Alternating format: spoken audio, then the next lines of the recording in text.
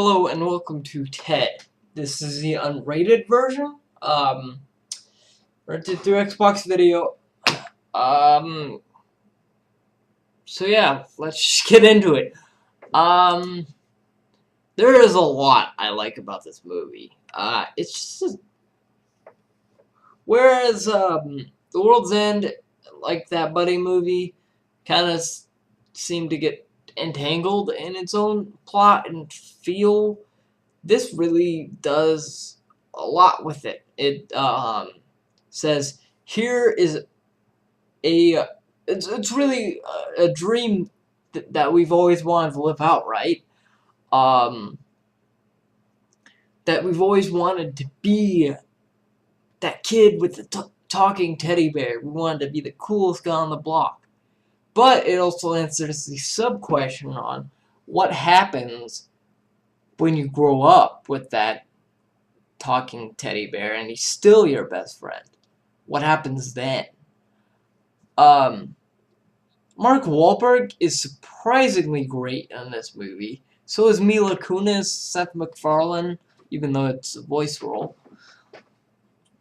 It just really feels real. You actually get caught up in some of the emotion, even though it's a comedy movie. And you're like, wow, that's really profound. At some moments, and at some moments you're still laughing your head off, even though that's not really an expression. And there's this narration, and until I looked it up like 10 days ago or something like that, I did not know that was Patrick Stewart, and I was like, I kept throughout the movie I kept trying to pinpoint who it was. And I was like, is it Morgan Freeman? No, it's too white.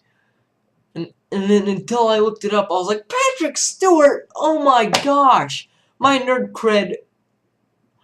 I almost felt like I needed to turn in my nerd card. Sorry, just a bit of a chill in here.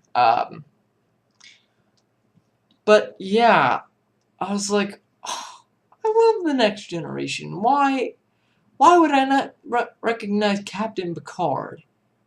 And also, like I said before, you got humor in it. And it's sometimes it's heartbreaking humor where it's like, oh, that's funny, but that's so horrible. Like, they have Flash Gordon in it. And I guess that wasn't intentionally funny. And then they have, like, physical comedy with, like, characters' appearances and all that. And I'm like, that starts to get into the weird stuff. And at one point, it actually turns into a movie I didn't think it was gonna get into. It kind of goes into a darker Toy Story route, almost pretty darker than what we saw in Toy Story 3. Now, I'm not gonna compare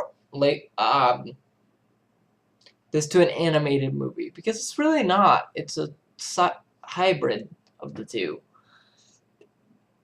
and. But like I said, it goes to this point where it's like, oh great, my AC turned on. Fantastic. I wasn't cold. But I was. It goes to this point in the climax where it's like, you think... okay, I'm gonna do spoilers here. Where you think Ted is dead. And it gets really dark there for a moment. And there's this kid, but before that, there's this kid who really wants Ted. And it's like, alright, that's kind of creepy, but I can go with that. And it's like, wow, there are really profound things in that. Like, you almost get a rapey vibe through it. And it's both heartbreaking and touching at the same time. But that's all for spoilers. The music was fantastic. It was more of an orchestral soundtrack. Like, key music that you'd use on a play. And oh my gosh, just actually, I'm gonna change my verdict. Don't just rent this movie. Buy this movie on Blu-ray or wherever you buy your things. Like if you have a DVD player still, you probably should upgrade to HD TV because, in my opinion, it changes and everyone's outlook on life. But if digital is your thing, that's cool too. I know I rented this through digital, so yeah. So that really does it for Ted. Didn't think it was gonna be such a short review, but I guess stuff where it's so clearly one-sided, um, it's like, you know what? I could go with this. I could just do a 35-minute video.